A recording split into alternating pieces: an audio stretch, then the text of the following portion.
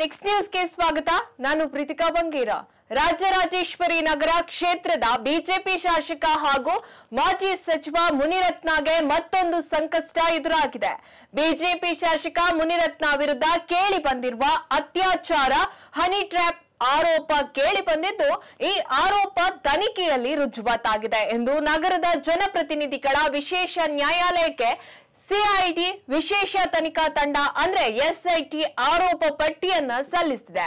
BJP ಶಾಸಕ HIV ಪೀಡಿತರ ಬಳಸಿ ವಿರೋಧಿಗಳಿಗೆ AIDS ಹರಡಲು ಯತ್ನಿಸಿದ್ದು ನಿಜ, ನಿರಂತರ ಅತ್ಯಾಚಾರ, ಅಪಾಯಕಾರಿ ರೋಗ ಹರಡುವಿಕೆ ಸೆಕ್ಷನ್ ಅಡಿಯಲ್ಲಿ ಕೇಸನ್ನ ದಾಖಲಿಸಿರುವಂತಹ ಎಸ್ಐಟಿ ಜನಪ್ರತಿನಿಧಿಗಳ ನ್ಯಾಯಾಲಯಕ್ಕೆ ಚಾರ್ಜ್ ಶೀಟ್ ಅನ್ನ ಕೂಡ ಸಲ್ಲಿಸಿದೆ.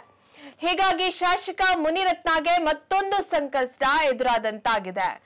ಈ ಸಂಬಂಧ ನ್ಯಾಯಾಲಯಕ್ಕೆ ಚಾರ್ಜ್ ಶೀಟ್ ಸಲ್ಲಿಸಿರುವಂತಹ ಎಸ್ಐಟಿ ಅಧಿಕಾರಿಗಳು ಅದರಲ್ಲಿ ಐಪಿಸಿಸಿ 270 ಅಡಿಯಲ್ಲಿ ಪ್ರಕರಣವನ್ನ ದಾಖಲಿಸಿರುವ ಬಗ್ಗೆ ಉಲ್ಲೇಖವನ್ನ ಮಾಡಿದ್ದಾರೆ.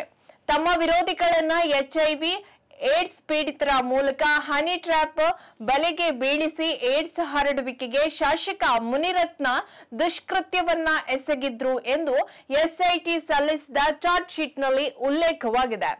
ಇನ್ನು ಶಾಸಕ ಮುನಿರತ್ನ ಕೃತ್ಯಕ್ಕೆ ನೆರವು ನೀಡಿದ ಆರೋಪವನ್ನ ಹೊತ್ತಿದ್ದ ಪ್ರಕರಣದ A3 Sudhakar, A7 P Srinivas ಮತ್ತು A8 ಇನ್ಸ್ಪೆಕ್ಟರ್ ಐಎನ್ ರೆಡ್ಡಿ ವಿರುದ್ಧ ದಾಖಲಾದ ಆಪಾದನೆ ಕೂಡ ತನಿಖೆಯಲ್ಲಿ ಸಾಬೀತಾಗಿದೆ. ಇನ್ನು ಐಪಿಸಿಸಿ 354A ಲೈಂಗಿಕ ಕಿರುಕುಳ, 354C ಅನುಮತಿ ಇಲ್ಲದೆ ಮಹಿಳೆಯ ಅಶ್ಲೀಲ ಚಿತ್ರಾವಳಿಯನ್ನ ಚಿತ್ರೀಕರಿಸಿದ್ದು, ಇನ್ನು 376(2) ನಿರಂತರವಾಗಿ ಅತ್ಯಾಚಾರವನ್ನ ಎಸಗಿರೋದು, ಇನ್ನು 308 ಸಂತ್ರಸ್ತೆಯನ್ನ ಕೊಲ್ಲುವ ಉದ್ದೇಶ, 120B ಅಪರಾಧಿಕ ವಂಚನೆಯನ್ನ ಎಸಗಿರುವುದು, ಇನ್ನು ಮಾಹಿತಿ ತಂತ್ರಜ್ಞಾನ ಕಾಯ್ದೆಯಲ್ಲಿ 2000 ಸೇರಿದಂತೆ ಇತರ ಕಾಯ್ದೆಗಳನ್ನ ಅಡಿಯಲ್ಲಿ ಆರೋಪ ಪಟ್ಟಿಯನ್ನ ಸಲ್ಲಿಸಿದೆ.